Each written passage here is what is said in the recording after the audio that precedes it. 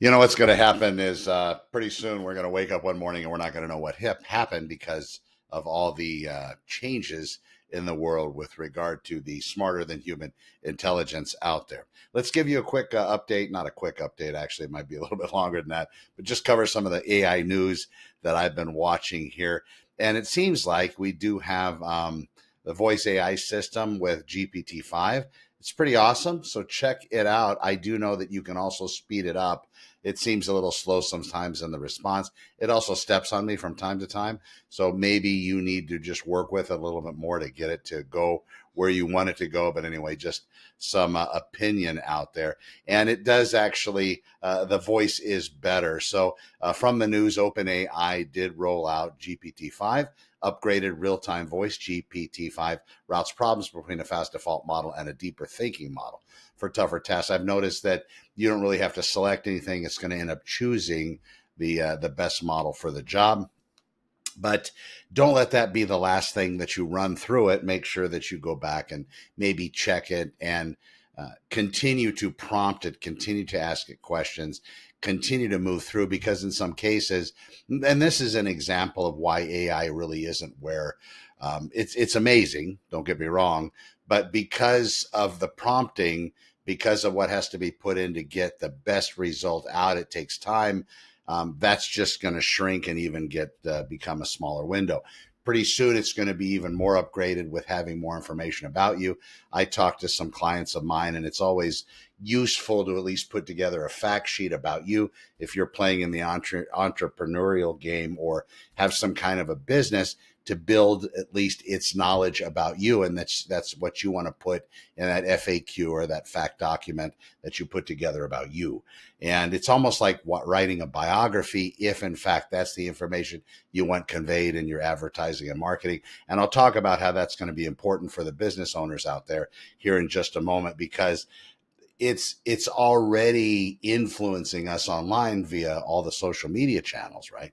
Whenever you go and you look, it gives you a certain amount of things you like, maybe a certain amount of things you don't like, and there probably is some intention in potentially pulling you off your center, whatever that may be. That's why it's important to have a strong center, a strong core, and a strong code, whatever your belief system happens to be, and you like it. I'm not one to say don't let anybody pull you off your belief system, but we have to be careful and how we're manipulated. And it's very good at that. It gives us just enough to move us maybe off our center a little bit. Make sure you have some document or something that you read and you study, i.e., like a religion, where we have the Bible, that particular thing, you have that, whatever it happens to be. But just something that has, I'm Connor MacIvor. I have an honorable code. I don't do these certain things. I don't drink alcohol. I don't do this. I don't do that. Just basically your own lines in the sand with yourself. I think AI is going to be pretty good at moving us off kilter for whatever reason. So please watch out for that. All right. So now we're moving into the shopping is shifting to AI agents.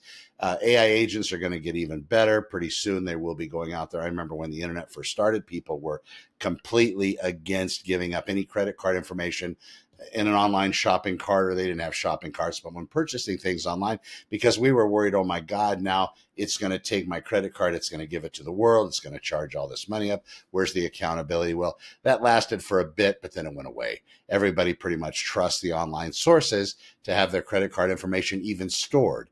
Amazon.com, the other systems, right? No big deal. But now we're moving into where AI agents are going to be doing the shopping for us. So they're also going to have access to our credit card, or maybe the system will just only allow it to go to those trusted providers like Amazon.com and operate in that sphere using that credit card that happens to be saved there on file when it does the shopping for us. But, God forbid if we get 53 hair dryers ordered on our credit card from Amazon when we only wanted one, some glitch happens. I'm sure the systems will be improved in such a way that it's not going to order 53 hair dryers. I would, of course, say hair dryer, right? Makes sense. But that's something to maybe watch out for. It's going to continue to grow, though. So we do have the different systems looking at a Financial Times report, and OpenAI, Google, Microsoft, Perplexity. They can browse sites, compare fill carts, sometimes even buy. So if you're a business owner on the other end of it, if you're a consumer out there watching this, you're going to have to ask yourselves those right questions. I'm sure the technology will get better.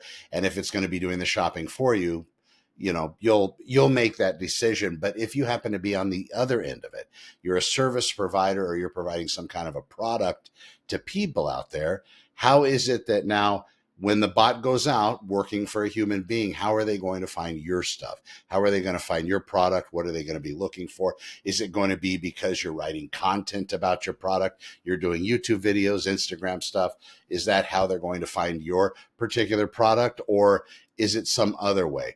That's something that's going to continue to develop. Right now, you look at the syndication systems, TikTok shops, they do a lot of this. They really rely on the content out there. And there's two different strategies. You have answering questions, which is kind of the nouveau way that the AI looks at the particular products out there. How does it solve these issues? So if you're out there just plugging content about your product in an SEO, the old fashioned, and it's not so much old, but a search engine optimized way that has an entirely different kind of algorithm, like the Googles and the Ask Jeeves, if you can go back, or Yahoo or AOL search, if you can go back in the day. Google's kind of running the whole game. But if you're moving from that world into where an agentic agent, an AI agent is going to be finding your product, your service, you need to adapt to that. So you provide the content that it's going to find useful. So when it goes out to purchase something at the control or at the request of its user, it will go out and it will find your stuff. And then it will sell that particular user your stuff and nobody else's. So how is it you best do that? Well, it's the content that you're going to create. At least for now, it's going to be talking about answer engine optimization. You're answering questions. And that's why Amazon's algorithm, when they have all that Q&A, that's not for naught. That's not to, that helps people, but it really is that interface for the AI where they go out and they ask questions. It's got a massive database of Q&A. And it answers all those questions. So people, when they're looking for a particular product and AI, the agent's going to go out there searching for it, more than likely that's that type of resource that they're going to hunt down and actually seal the deal, buy it, and get it sent to the user that has requested it, letting their agent bot do all of the shopping for them. Now, if you look, some of the other information, they can browse sites, fill carts, as I talked about. We've also seen Google not being used so much for search. A lot of people are using their chat GPTs. There's that interface that you can allow it to be your Google, if you will. So when you're punching in information into even the browser bar, no longer would it go to Google. It goes directly to chat GPT and does that inquiry. And that's not being monetized, at least for now. When you go to Google and you do a search, at the top part of the results pages, you see a bunch of sponsored results, right? So that's usually full. Back when Google first began, or even within a few years, pay-per-click started to come online, where they found out that there's massive money in pay-per-click advertising and marketing for sponsored ads. But now most people, well, a lot of people have declined to search in that regard. Now they're searching on their different large language models, asking the same type of questions they potentially would Google. And that's just going to get better. Is there going to be some kind of monetization done on that end of it? Is Perplexity, for example, or ChatGPT or Grok, are they going to be providing sponsored results in their results when somebody happens to be looking for a product? Probably. I don't know if it's going to be that awkward. Maybe it's going to be a much simpler type of offering, but it's something to look out for. If you're writing content about your business, about your product, about your service, like I do about real estate and AI integration and being an architect and all, you need to write that more of how what you're providing answers a problem people have, and then expanding on that, talking about that, how you're able to help people, and even having a scripted show between you and a client, as a client has asked you a particular question on, how does Santa Clarita open houses? How does that particular website, for example, solve my real estate issues when it comes to wanting to find properties for sale? Well, I can explain that in a Q&A format because the system itself is deriving all of its information from the multiple listing service. The multiple listing service is the one where all the listings happen to be housed. As far as the people that want to work with realtors, that's still over 99% of the market. So I continue to give that information, and I not only do that in a blog post, a nice lengthy long blog post that explains all of those various tenets of how I answer the client's problem, how I solve their problem, but I also do it in my other social media streams with a varying kind of content offering. The blog post is going to be, of course, way too long to be able to fill even a YouTube description. It's limited at 5,000 characters. You have X, which has a much larger window, but they're only seeing a particular number of characters. That's the bait, right? So you put that on Twitter or X as it is. And if you have something too long and your catchphrase or your clickbait title or whatever you happen to be loading in this thing, if it happens to be below the fold and they're not seeing it, they're probably not going to interact with it. That's why when you're working in the social media spaces for your business, you get a bunch of inquiries from folks that live in Bangladesh because they all want to make your YouTube videos better than they are. And then they send you these screenshots of what a horrible performing video, the one that, your mom watched and that was it. So you have the one view and we're all there. It's weird. Some of the videos that I produce that get mega views, I wouldn't have ever thought that people would have been interested, but because things were put together a certain way, that actually got much higher rankings and results than other videos. So you just have to go look at that video, whichever one you have that might have outperformed the others, and figure out what that way was. And you can use that into ChatGPT, pull the transcription, go to Notebook LM potentially, and start asking the questions. Why did this video do so good? Why did so many people watch it? Why were there so many interactions? And you might find the secret sauce to your business or the service, whatever it happens to be you're providing. You might find it in the details. Well, the devil is in the details. So anyway, look at that. We're going to see a lot of changes with regard to AI agents doing the shopping for us. And when your product or listing, again, you want to explore these questions. Is it going to be seen by the AI, or is it going to be still picked up by the Googles and those types of sites when people are doing those search queries? It's going to be important that your data, your information, your content is going to be seen by the AI systems out there, because that's how people are starting to search. All right. So this is something interesting. California pulls back on AI manipulated pricing.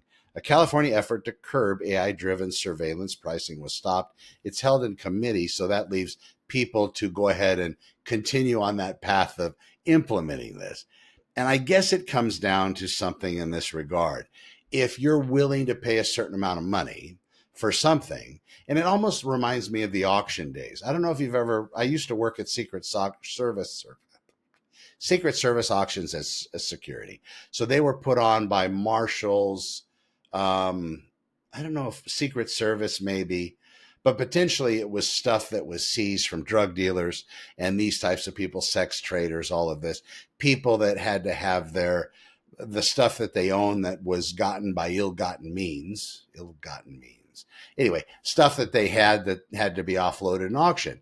And what impressed me about this whole auction thing is, as we were there as security, we would be standing by the auction, basically protecting the merchandise, because some of it was pretty expensive. They had massive diamonds, necklaces, gold bars, good gold bullion, these sorts of things. And even that stuff sold at higher than what market value would be. There was a slimline phone, a trimline phone owned by some drug dealer that was kind of famous. And I don't know if that ever translated through, but truth be told, I think I remember that we knew who it was, or it was maybe talked about. And somebody paid almost $1,000 for an AT&T trimline phone that really wasn't worth more than probably 20, if that. And it was a rotary dial handheld phone. It surprised me. A Ferrari, and I forgot what year it was, but I think it wasn't new. It was an older Ferrari. People paid more for that car at an auction than they would have paid sticker if they would have walked into a Ferrari dealer. That's the auction. The auction gets you caught up. It gets you excited, gets you motivated. When you go there, you might not want to pay, and you've seen the movies, you might not want to pay X amount of dollars for something, but you get in the frenzy. You're competing against this other cat over here that's trying to buy it from you, and you don't want them to win. So then it becomes a competitive thing. I would imagine, and California pulling back, at least putting this on hold, might be good for us as consumers, but I'm not sure how long it's going to be able to be held off, because there's a boatload of money in a system where everything that we get sold gives almost an auction type appearance. It's almost like, what would you pay, Connor? What would you pay to buy that stapler? Because it's retails for $5.99, but if I can get you to pay $7.99 or $8.99, then I'm going to do it. So then you have AI using that to manipulate the pricing. And this just doesn't go with staplers, airline tickets, resources, whatever it may be, whatever you're purchasing. How's that going to work out? I don't think that's going to be great. As I said earlier in the show, AI is very good at the manipulation of the human being. We're very easily amused. All that AI slop that's out there, there's gorillas and the rabbits jumping on trampolines and these things. I mean, that's entertainment. And that's how we as human beings look at it. We're very excited about it. We watch it. And that just takes hours and hours of focus away from us, where potentially we should be doing something to either better ourselves, better somebody else, or, make some money out there in some way, shape, or form. But we're too busy being distracted, the shiny thing, right? Now we're going to have AI in the pricing modules. That's at least be put on hold, but we'll have to see what happens. Now we're going to find out if, in fact, this is going to continue and how much leeway it's going to be given, because right now it's still wild, wild west as far as AI development, AI influence, AI safety.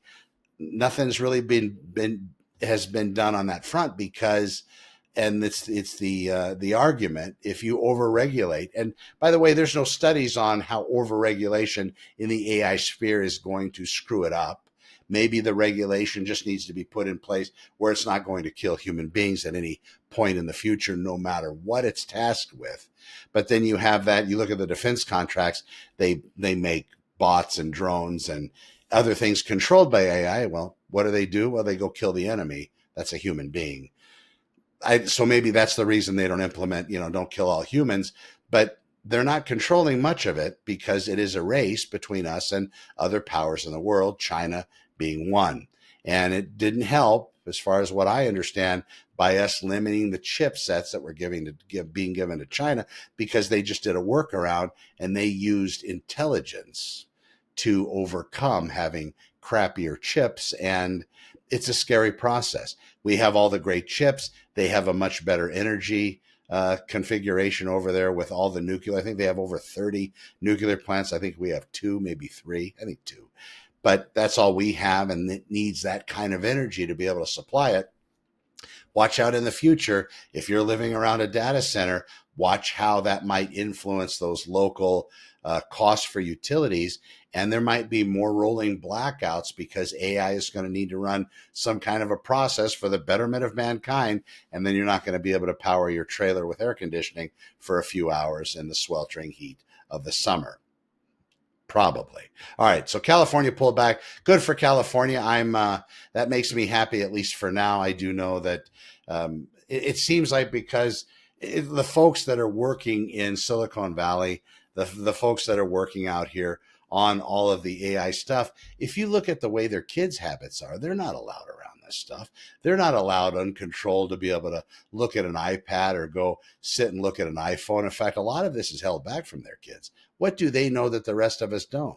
Interesting question. You might want to check into that if you have kids, and basically you go out to the restaurant and just to shut them up, you're handing them their phone or the iPad. I know I'm calling a lot of people out on that, but you might want to see what that's going to cause to them. And I know it works great. It shuts them up and it lets you focus on what you want. Maybe it's the consuming of the food, but I don't know if that's the best thing. Maybe we need to go back to here's some crayons and a piece of paper to color at the restaurant. They used to have that. Remember that? All right. So kids' safety and companion bots. Yeah. Different toy manufacturers are going to be coming with AI infused animals, furry animals. And they're going to have conversations with your children. It's not going to be, hi, my name is Sasha. I'm your local rabbit. What's your name? Timmy. Timmy, it's not going to be limited like that. It's going to be able to explore Timmy's depths. And there is going to need to be some control put on that, because if that data is something shared, then they're going to have and they already have it, I'm sure, quite a bit of it, but that's just another data stream that becomes valuable to these companies, manipulating children, starting them at a young age, moving them into becoming consumers, people that make money, and then of course manipulating and just taking control of that. So whatever you're handing your kids, that next AI toy that's going to be coming up on the block for Christmas, watch out for that. Have a conversation. I do know that people are looking to see if that's a good idea. And I think in some cases, this could be the best thing to ever happen to kids. It could be something where this fluffy animal is able to become something that teaches them, something that tells them right or wrong. But then you have the alignment. What right or wrong is it going to be? Is there an actual absolute truth out there? And now we come back to consciousness and a lot of other discussions. But that being the case, you probably as a parent have some particular alignment you would want it to deliver to your child. And if that means, a male's going to be changing their gender at 6 or a female changing her gender, I don't know where that gets you. But more control, I guess, would be better. And who's to tell you, right? Because they are your kids. And I know you've seen those news stories I hinted at. To me, it doesn't make sense, but again, I'm 56 years old. A lot of things don't really make sense these days. Okay.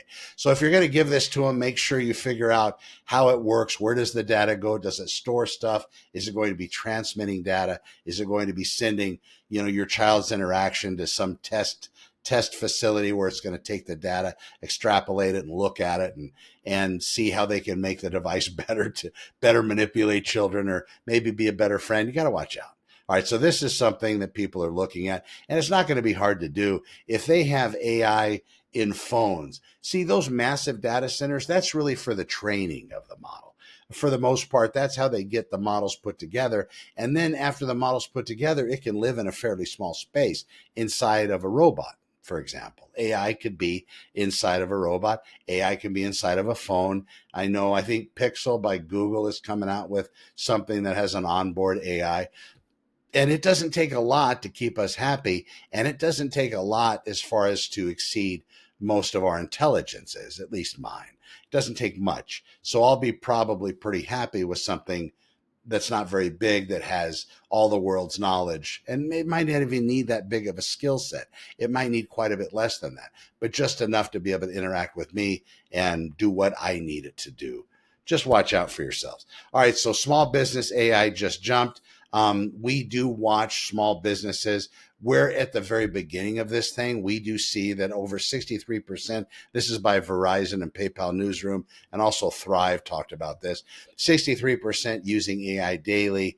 And they did some kind of a survey that said 20 hours a month were actually taken care of. This is via chatbots, and also using it to write content, data analysis, and of course the marketing aspect for the businesses. And absolutely, yes, here's a selfish plug, honorelevate.com. If you're interested in something like that for your business, please check that out. That's my system.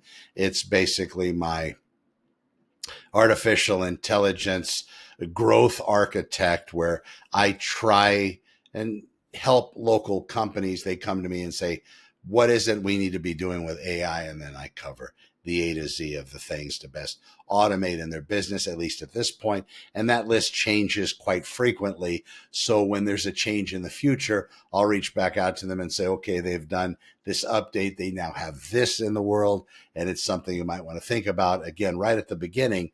But because they just don't have the time to sit down and absorb hours of content every day. I mean, who does? And learning about all these different tools and tricks that AI is using and other people are using AI for to be able to help in their businesses. All right. So now we also talked about a lot of the AIs are narrow in scope. They're trying to make it so we have artificial general intelligence. So there's that one place we go that has all the knowledge, all the breadth, all the understanding, everything in one location. You saw GPT-5. It kind of started to change from selecting a model. It kind of chooses what's best for you, less selection. And it's better for us as humans to have less selection. Have you ever been to the supermarket and walked down the salad dressing aisle? That doesn't do anybody any good to have 2,000 varieties of salad dressing. It's way too much. If they were to have maybe French, blue cheese, Catalina, ranch, yeah, that'd probably be good. Four would be good.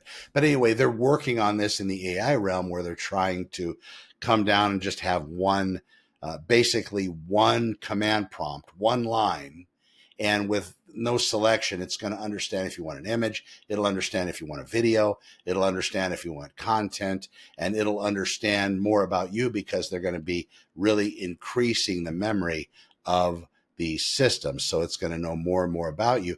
There might come to a point where, like right now, I have Grok, and it leans a lot on my police world when I'm talking about real estate or AI. And some of the stuff it puts in there is kind of cheeky, it's not crass, but it's kind of something. It's like a dad joke, it's just not good. So I've asked it to tone it down. So it has toned it down. So it's not as humorous and sarcastic as it used to be. But in the original instruction, I asked it to be more sarcastic and more humorous. That was part of the role. But then when you start reading it, the content it puts out, it's comparing AI with a traffic stop and, a high-speed pursuit and all this. It just doesn't work for me. All right. So let's, when you're ready, you can hit me up. You find me if you want to join my community, SantaClaritaAI.com. It's free. It doesn't cost anything. I talk a lot about AI, the things I've discovered, the things that potentially would help you in your business, and things to watch out for. I'm not a big P doomer, but we don't have an example. P doomer means potential doom. You might have heard this. So you have a couple sides on the AI sphere. You have the people that are very much in support. It's going to give us this incredible utopia. Everything's going to be free. We're going to be so happy. We're never going to have to work. We'll just be able to sit around and eat donuts, and that aren't going to make you fat, of course. And of course, read poetry all day long. So if that's your game, be on that side. The other side is the P doomers that have a particular percentage of this might actually end us, ruin us, and cause all of us to, die. The P doom level is, goes from rankings of 0, which there's no issue, no problem, to 100%, which absolutely it's gonna do us all in. That's that potential doomer. P doom, that's talked about quite a bit by people. It wouldn't hurt for you if you haven't crawled down that rabbit hole. Just look a little bit, just kind of get a feeling for what people are talking about. And there's some pretty intelligent arguments as to why. I think the first and foremost being we've never encountered anything smarter than us. God of the Bible, the God of whatever. Yes, smarter, but on paper, locked in this book. And yes, there might be revelations through prayer and meditation. I understand that. And yes, there's scientists out there that dwell on a problem. They keep a notepad next to the desk. They write down the question, and it comes to them in a dream. And when they wake up in the morning, they find they have the solution on the notepad. Yes, I think we're connected in more ways than just here in this physical body, of course. But that being the case, we definitely need to watch out for ourselves and be prepared for these things as they occur. Again, lost my train of thought. I'm Connor with Honor. We will see you tomorrow, and I hope everybody has a fantastic day. We be well. Talk to you soon.